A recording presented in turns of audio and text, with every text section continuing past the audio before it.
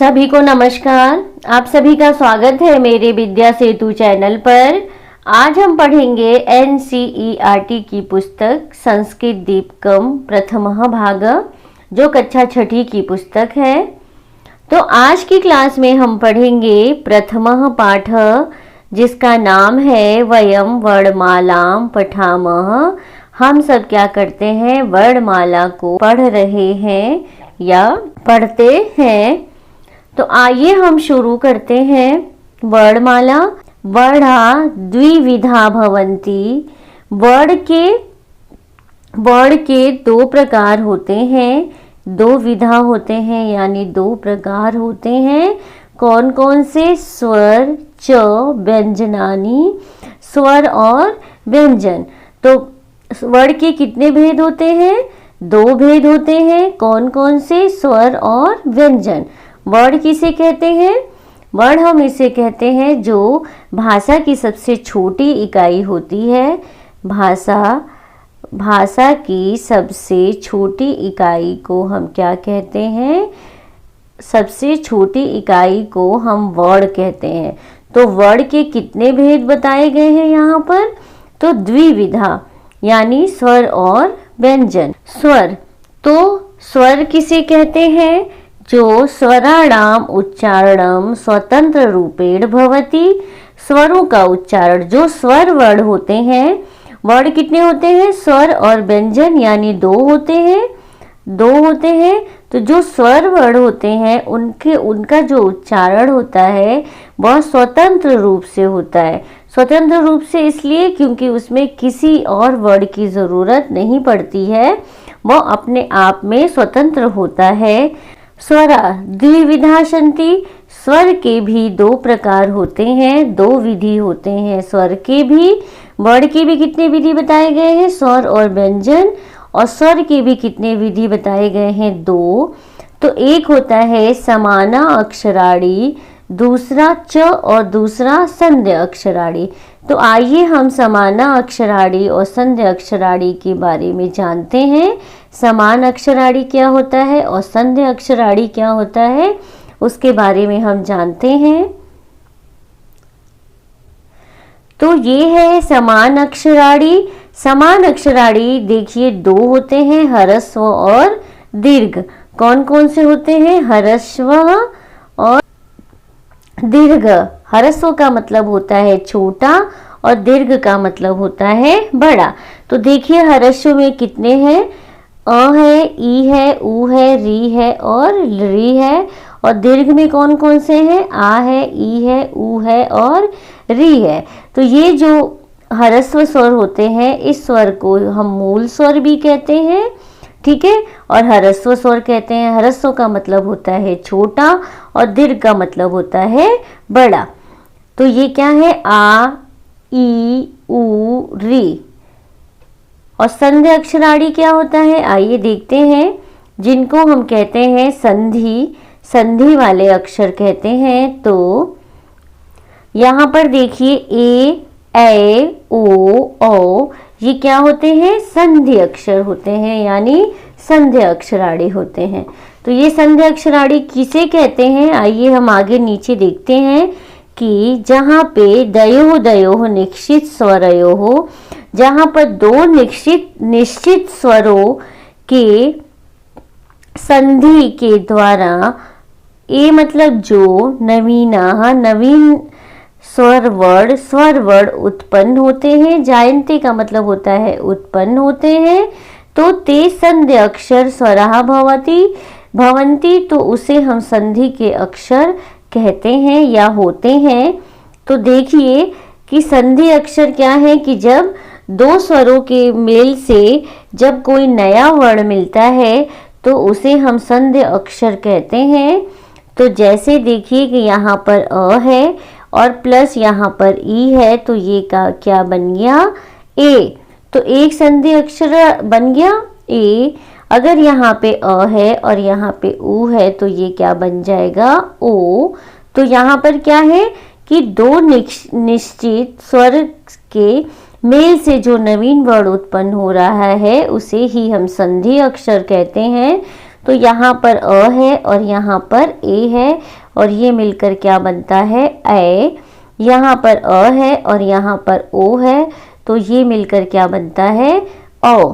तो ये चार क्या है ए ओ ए और औ, ये क्या है संधि अक्षर है, यानी संधि अक्षराणी इसे कहते हैं इन चार वर्डों को। अब एक थोड़ा सा यहाँ नोट है नीचे, सभी देख लीजिएगा ध्यान से कि जो री वर्ड होते हैं उसका दीर्घ नहीं होता है। ठीक है, ये जो री है इसका कोई दीर्घ नहीं होता है।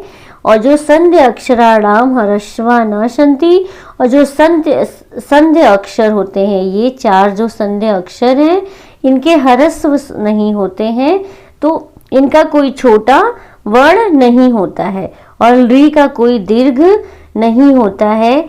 तो आइए हम इसमें देखते हैं कि जैसे यहाँ पर देखिए कि ये अ है तो अ का आ होता है, ई का बड़ी ई, ऊ का ऊ, री का री का क्या है, री का कोई दीर्घ नहीं है। और नीचे देखिए यहाँ पे जो संधि अक्षर है, संधि अक्षर के यहाँ पे कोई ह्रस्व नहीं है क्योंकि ये क्या है, ये दीर्घ होते हैं। ये जो चार संधि अक्षर हैं यानी संधि वाले अक्षर हैं। तो आइए आगे हम देखते हैं।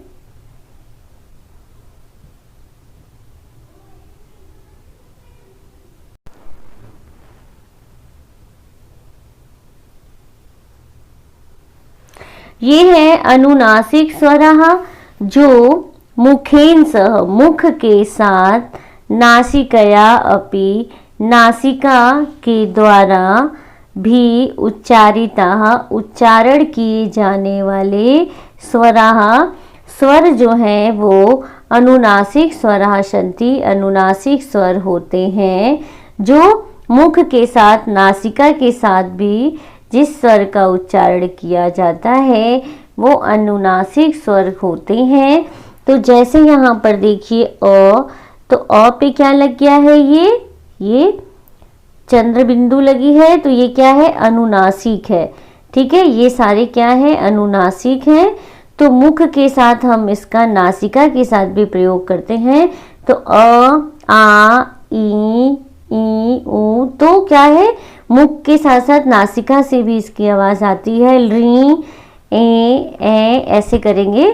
तो मुख के साथ, नासिका के साथ भी जिसका उच्चारण होता है वो अनुनासिक स्वर होते हैं। तो यहाँ पर देखिए सभी में क्या लगा हुआ है, चंद्र बिंदु। तो ये सब क्या, ये से क्या कहते हैं, अनुनासिक स्वर कहते हैं। अनुनासिक स्वर क्या होते हैं, जिनका उच्चारण मुख के साथ, नासिका के साथ भी किया जाता है। और यहाँ पर देखिए जैसे ये है, ये सब दिए हुए हैं। तो आगे आइए हम देखते हैं दूसरा वर्ड। दो प्रकार के बताए गए थे, स्वर और व्यंजन। तो स्वर हमने देख लिया कि ह्रस्व स्वर क्या होते हैं, दीर्घ क्या होते हैं, संधि वाले अक्षर कौन कौन से होते हैं वो हमने देख लिया। तो आइए हम व्यंजन देखते हैं। दूसरा व्यंजन, तो व्यंजना नाम उच्चारणे, व्यंजनों के उच्चारण में कस्यचित यानी किसी स्वरस्य, स्वर की सहायता अवश्यम भवति, स्वर की सहायता अवश्य होता है।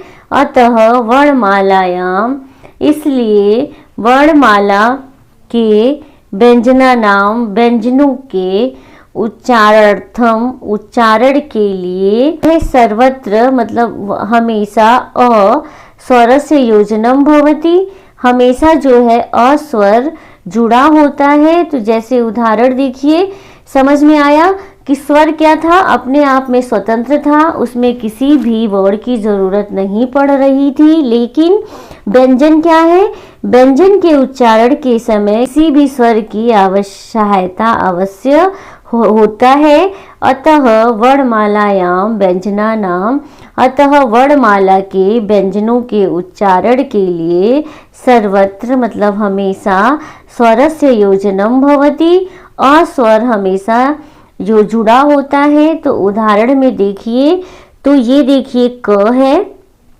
तो क में अ जुड़ा तब ये जाकर क्या बना, क। ये क्या है, आधा क है, तो जब हमने इसमें अ जोड़े तब ये जाके क्या बना, क।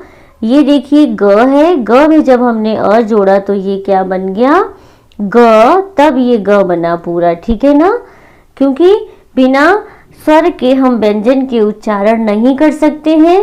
तो ये देखिए ख है, तो ख को जब हमें पूरा करना होगा तो जब हम इसमें अ मिलाएंगे तब ये जाके पूर्ण रूप से ख होगा। जैसे ये घ है, तो घ में जब हमने अ लगाया तब ये क्या बना, घ।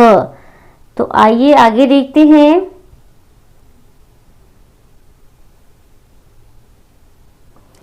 अत्र व्यंजनम केवल, तो यहाँ व्यंजन केवल क ख ग घ इत्येव अस्ति, यही है, ठीक है। अत्र अस्वरः केवलम उच्चारार्थम योजितः अस्ति। जो अ है, जो अ स्वर है वो केवल जुड़ाव के में उच्चारण के लिए होता है। स्वर का जो जुड़ाव होता है, यहाँ देखिए अत्र का मतलब यहाँ जो अ स्वर का जो जुड़ाव होता है केवल वो उच्चारण के लिए होता है, ठीक है ना। तो क में जब हम यहाँ पर देखिए ये केवल व्यंजन है, जब हम इसको पूरा करेंगे तो क प्लस अ करेंगे तब ये बनेगा क। तो क, तो जो अ स्वर है उसका उसमें हम क्या करते हैं, स्वर का जुड़ाव जब हम करेंगे तो वो केवल उच्चारण के लिए होता है। तो क, ठीक है ना, क में अ जुड़ा तो क्या बन गया, क। और आगे देखते हैं, आइए।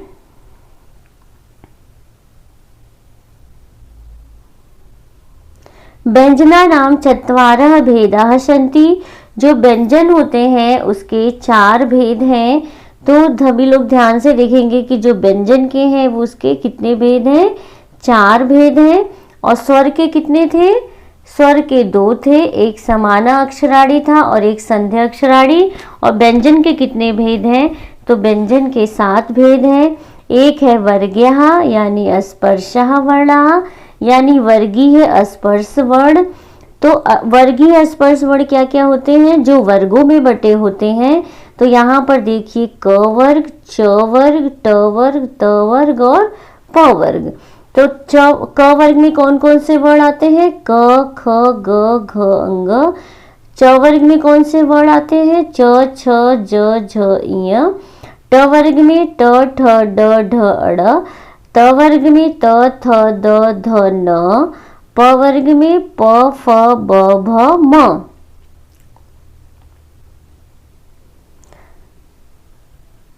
तो ये क्या है, ये वर्गीय व्यंजन है, इसी को हम स्पर्श व्यंजन भी कहते हैं। और वर्ग्यः स्पर्शः यानी जो स्पर्श व्यंजन वर्णा स्वकीय उच्चारण स्थानानुसारेण पंचसु वर्गेषु विभक्ता। अभी हमने ऊपर देखा कि जो व्यंजन वर्ण अपने उच्चारण स्थान के अनुसार 5 वर्गों में विभाजित हैं। तो हमने देख लिया कि ये इसके 5 वर्ग ये कौन कौन से हैं, क वर्ग, च वर्ग, ट वर्ग, त वर्ग और प वर्ग। तो ये क्या है, 5 वर्गेषु विभक्ता, 5 वर्गों में विभक्त है। कौन, जो वर्गीय व्यंजन है, इसीलिए हम इसको वर्गीय व्यंजन कहते हैं क्योंकि ये वर्गों में विभाजित है। तो आइए आगे देखते हैं। पहला क्या था, वर्गीय व्यंजन। दूसरा है अंतस्थः वर्णः। अंतस्थः वर्ण कौन कौन से होते हैं, जो है य र ल व, ये जो 4 हैं ये क्या है, अंतस्थ वर्ण है। तो अगर आपके एग्जाम में पूछेगा कि अंतस्थ वर्ण कितने होते हैं, तो अंतस्थ वर्ण कितने होते हैं, 4 होते हैं। कौन, अंतस्थ वर्ण के बारे में जानते हैं कि जो अंतस्थ वर्ण, जो अंतस्थ वर्ण क्या होते हैं, बहुत्र स्वर वर्णानाम स्थाने जायन्ते, स्वर वर्णों के स्थान में उत्पन्न होते हैं। अतः एते अर्धस्वराः उच्यन्ते। तो इसलिए हमें इसे अर्ध स्वर भी कहते हैं। क्यों, क्योंकि जो अंतस्थ वर्ण है वो स्वर वर्णों के स्थान पर उत्पन्न होते हैं। तो आइए हम देखते हैं कि जैसे देखिए यहाँ पर ई है, ये भी एक स्वर है, और यहाँ पर क्या है, अ है। तो ये क्या बन गया, य। तो य क्या है, एक अंतस्थ वर्ण है। यहाँ पे देखिए री है और यहाँ पर अ है। जब हम दोनों को स्वर को मिलाएंगे तो ये क्या बन गया, र। तो यहाँ पर देखिए र एक अंतस्थ वर्ण है, यहाँ पे री है, यहाँ पे अ है। जब हम इसको मिलाएंगे तो ये क्या बनेगा, ल। तो ल भी क्या है, एक अंतस्थ वर्ण है। उसी तरह आगे देखते हैं, यहाँ पे ऊ है और यहाँ पे अ है, तो ये क्या बन गया, व। तो व भी क्या है, एक अंतस्थ वर्ण है। तो हमने क्या देखा कि जो य, र, ल, व है वह स्वर वर्णों के स्थान से उत्पन्न हुए हैं। ठीक है ना। तो जैसे ई और अ मिलके क्या बना, य। री और अ मिलके क्या बना, र।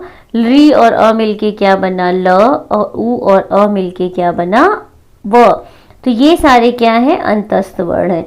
ठीक है। तो इसे ही हम क्या कहते हैं, अर्ध स्वर भी कहते हैं। किसको, जो ये अंतस्थ वर्ण है। तो इसकी संधि देखिए कि यहाँ पर की गई है कि यदि प्लस अपि, यहाँ पर ई है और यहाँ पर अ है, तो ये क्या मिलके बन गया, यद्यपि। ठीक है। पितृ आज्ञा, पित्राज्ञा। री और अ मिलके क्या बन गया, र, पित्रा। री और आकृति, तो ये क्या बन गया, लाकृति। ठीक है ना। सु प्लस आगतम, स्वागतम। उ और वो अ मिलके क्या बनता है, व। तो ये देखिए व बन गया, स्वागतम। तो अंतस्थ वर्ण कौन कौन से होते हैं, और इसे हम अर्ध स्वर भी कहते हैं, और ये बहुत सारे दो स्वरों के वर्णों से उत्पन्न होते हैं। तो हमें पता चल गया अंतस्थ वर्ण के बारे में। तो अंतस्थ वर्ण कौन कौन से होते हैं, य, र, ल, व। और ये कैसे बने हैं, य कैसे बना है, र कैसे बना है, री कैसे बना है, ल और व कैसे बना है, इन स्वरों से मिलकर बना है। तो व्यंजन के कितने भेद बताए थे, 4। तो 2 हमने देख लिए, 2। तो आइए हम तीसरा देखते हैं। तीसरा है उष्मः वर्णः। तो उष्मः वर्ण क्या होता है, जैसे यहाँ पे 4 हैं, अंतस्थ भी 4 थे और उष्मः भी कितने हैं, 4 हैं, स, श, श और ह। तो उष्म व्यंजन वर्णों का उच्चारण करते समय मुख से, मुखात, मुख से उष्ण वायु निश्चरति। तो मुख से क्या करती है, उष्म वायु निकलती है, यानी गर्म वायु निकलती है।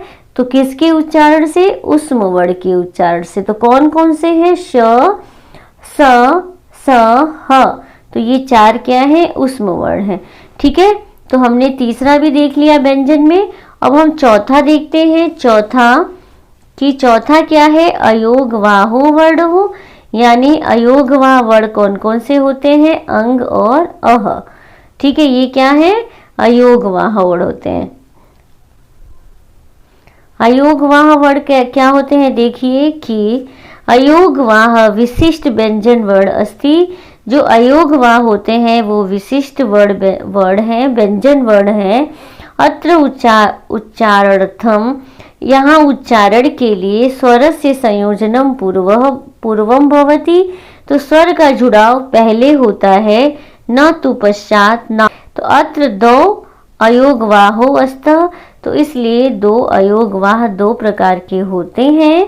तो आइए हम देखते हैं कि यहाँ पे देखिए अ है और यहाँ पर ये क्या है, अनुस्वार है। तो ये मिलकर क्या बन गया, अंग। इसी तरह से यहाँ पर देखिए अ है और इसमें हम विसर्ग यहाँ पे लगा हुआ है। तो ये क्या बन गया, अह। तो 2 क्या है, अयोगवाह वर्ण है। कौन कौन से, अह और अह, जिसे हम अनुस्वार कहते हैं और विसर्ग कहते हैं। सभी को समझ में आ गया होगा। तो आइए हम आगे देखते हैं कि व्यंजने सर्वेषाम् अपि स्वराणां संयोजनम भवति। जो व्यंजनों के साथ सभी स्वरों का जुड़ाव होता है। हमने देख लिया कि स्वर अपने आप में स्वतंत्र होते हैं, लेकिन व्यंजन अपने आप में स्वतंत्र नहीं होते हैं। और सभी व्यंजन जो होते हैं उनके साथ स्वरों का जुड़ाव होता है, संयोजन होता है। और व्यंजने स्वराणाम संयोजनेन, जो व्यंजनों के साथ स्वरों के जुड़ाव से क्या बनता है? गुणिता अक्षराणि भवन्ति, तो गुणिता अक्षर बनते हैं। तो आइए हम देखते हैं कि गुणिता अक्षर कैसे बनते हैं, आगे हम देखेंगे।